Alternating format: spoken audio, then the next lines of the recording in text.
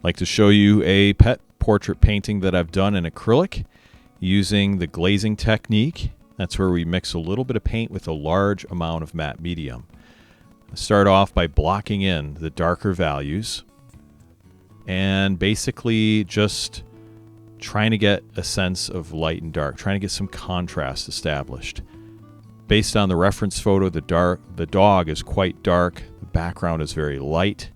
There's a lot of light behind the dog and on either side of the dog, and that's what I'm doing, is establishing within the boundaries of my sketch those darker tones. If you know what kind of dog this is, I would be curious. Leave me that information in the comment. If you have any idea what kind of breed this is, because I don't know dogs very well, let me know in the comments. I'd be interested. All right, I'm darkening the interior of the dog, just blocking that in, then blocking in some of the information for the background, establishing even the shadow underneath the dog. Now I'm going in with a pretty dark glaze here to fill in the interior and really getting that sense of contrast established. That's so important for a painting.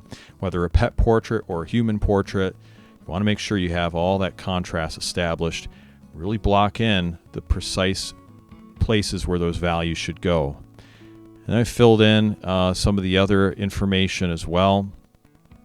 The interior of the dog, getting in some of the midtones, darkening more of the interior areas around the nose, under the nose. Again, that middle portion of the dog is quite dark.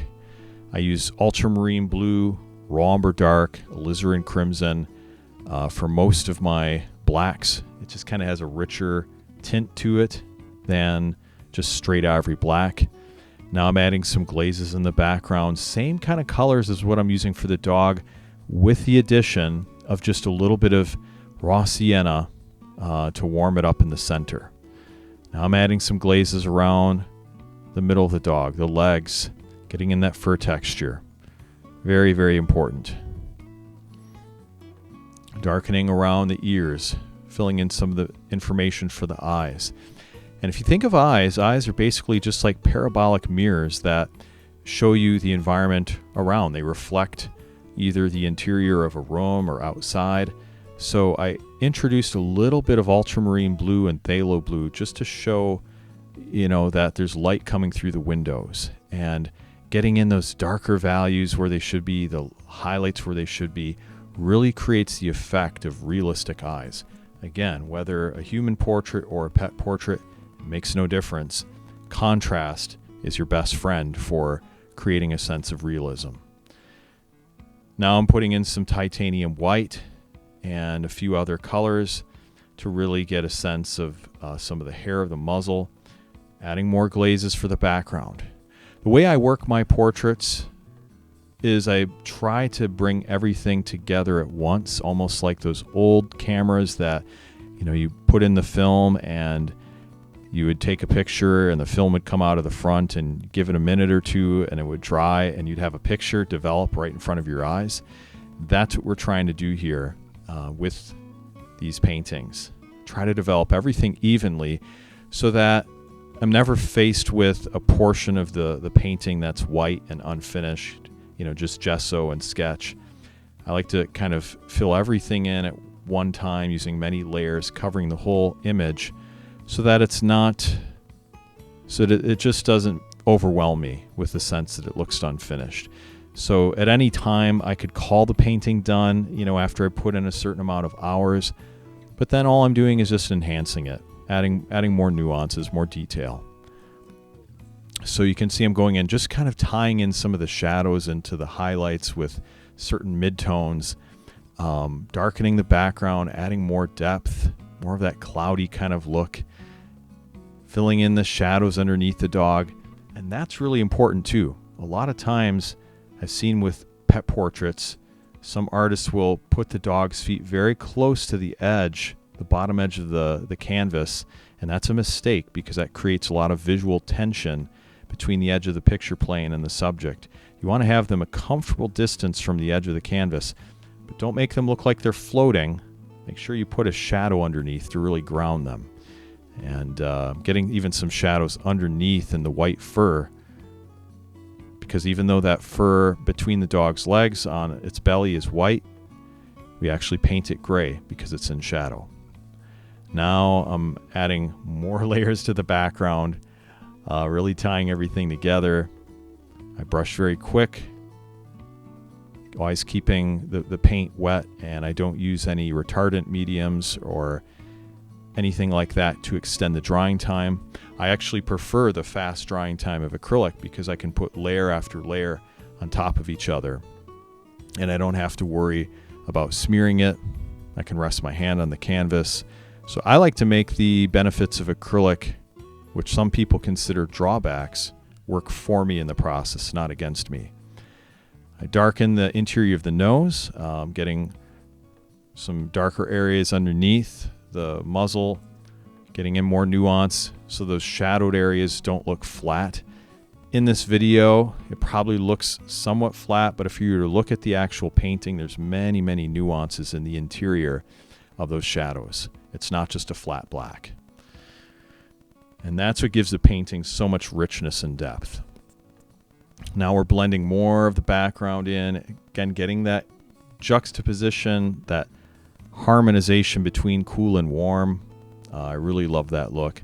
Putting in some little details with my small round brush, getting in some of the fur texture. At this stage, you get rewarded for all of your previous foundational work by being able to go on top with detail and actually have it look good. If you don't have the foundations in place, the details will not save a painting. But if you do have the foundations, the fundamentals of your composition, anatomy, likeness, value structure, color structure, then you can come back on top with some detail and it's going to work. But you have to be careful not to over detail it. You want to put in just enough, especially around the focal point areas like the eyes and the face, and that'll really draw your attention in. As you can see, the painting is pretty close to being finished, but I'm going to come back in and I'm going to add some more to it, even at this stage. By the way, if you'd like a free gift from me, I have something called the Value Checker tool. It's a free gift. You can download that below in the top comment or in the description. That'll help you to be able to measure your values to really improve realism. That values are the difference between lights and darks, and I have a printable guide. You can, like I say, download it, print it out, put it on your Kindle or iPad, and you can use it to literally make sure your values, your lights and darks, are harmonious with what you have in your reference photo. You can really measure it just like a ruler in a sense. My gift to you, just for watching this video, go ahead and download it. It's completely free, and I'll send that to you right away. Okay, so I'm adding some more details on the top, blending in details on the side of the muzzle. I mix a lot of matte medium, that clear acrylic without pigment, just to be able to nuance, just to be able to blend everything together because it makes it translucent. It's about the best thing you can get to making acrylic look like an oil painting, is mixing some matte medium with your paint and making it translucent, which means some light shines through. All right, so we're blending in the background a little bit more. Painting is getting very, very close to being finished at this point. Just want to add those few final nuances before I sign it and give it to the client.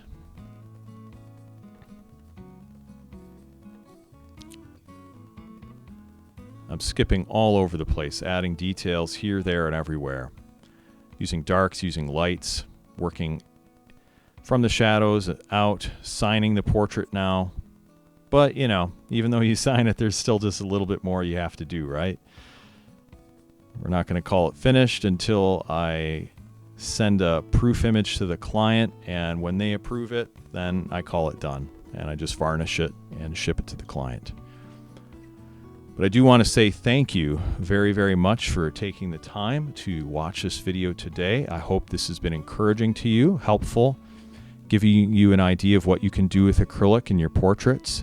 Hope I could pass on some useful tips to you that you can incorporate in your own portrait painting. whether human or pet portraits. Thank you so much. Check out more of my work at realisticacrylic.com. Like, subscribe, share this video with a friend. God bless you in your portrait painting. And here we have the final painting. Tell me your thoughts. What do you think? Love to hear from you. All right. God bless, and we'll talk to you soon.